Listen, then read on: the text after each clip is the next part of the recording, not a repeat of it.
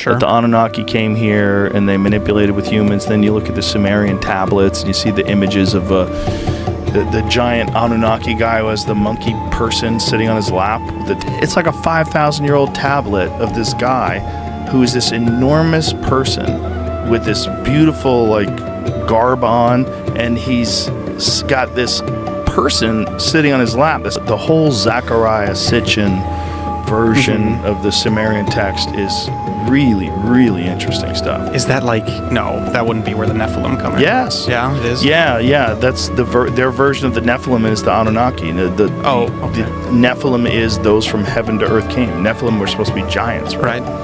This is the Anunnaki. They're much larger than human beings, and they did something, according to the Sumerian text, as translated by Zechariah Sitchin.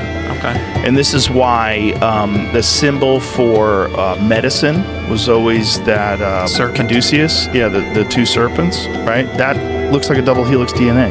Oh. I mean, there's something about Sitchin's stuff, and one of the big reasons is there's a lot of mysteries about the understanding. Like, they had a detailed map of the solar system in 1,000 years ago in these clay tablets. They have the sun in the center, and then they have all of our planets in the proper order. In the proper, not the exact size, but this one's bigger than that one's bigger than this one, and it's depicted on a clay tablet. And you look at it and you're like, okay, what the fuck is that? But would you really need well, yeah, you would. Oh, you would? Yeah, okay. You need a telescope. There's no other way. Like, there's no way with the human eye you're going to see Uranus. You don't see it. There's no way you see Pluto. You don't see them. I mean, okay. You're not going to see it. They saw it, just so I could show it to them. So this is a giant mystery because to what this meant and how they knew this. So this is like in between two photos of these Anunnaki, or two images of these Anunnakis. So it has the sun, and it has all of our planets. It has all of our planets, not in the correct size, obviously, because Jupiter is so much larger than Earth, and in this one's bigger than that one's bigger than this one. It's like a visual representation, as much as you can in a small area like that. But some of their tablets were just absolutely fascinating. No, but how cool is that, though? I know. So these people were writing about the story of humanity, and they're writing it down on these clay tablets. It seems to be some bizarre story of visitors. A lot of them have wings, like that one that shows the eagle. Sure. Yeah, but also wouldn't that represent some sort of a spaceship? Like something that can actually fly. The only thing that you saw that could fly were birds, right? And you were trying to represent something as something that flies, you would, Yeah, didn't in the Bible, the Jewish Bible, the shield got translated to cloud with the pillar of fire.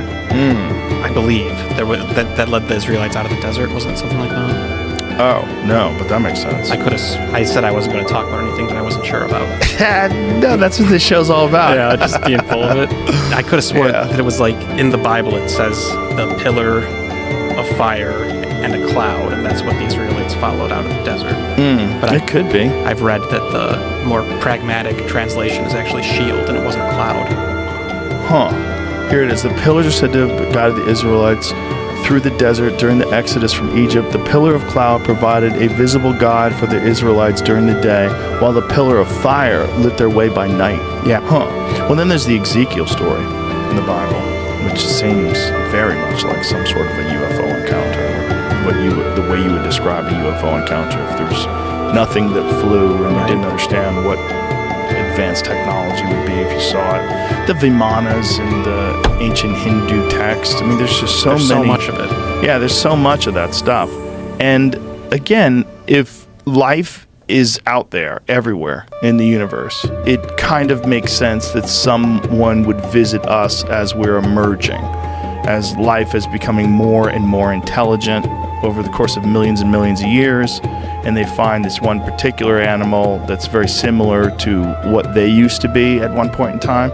It might also be a feature of the universe, that's what intelligent life ultimately does, which is why we want to monkey around with these monkeys in the first place and take their heads and put them on other bodies. Yeah, so I think that different planets, in order to meet the requirements of life, would actually be quite similar. It's a common theory. Well, yeah, because so people say, like, why are aliens like carbon life forms? Like, well, that's what works, right? because they could be anything.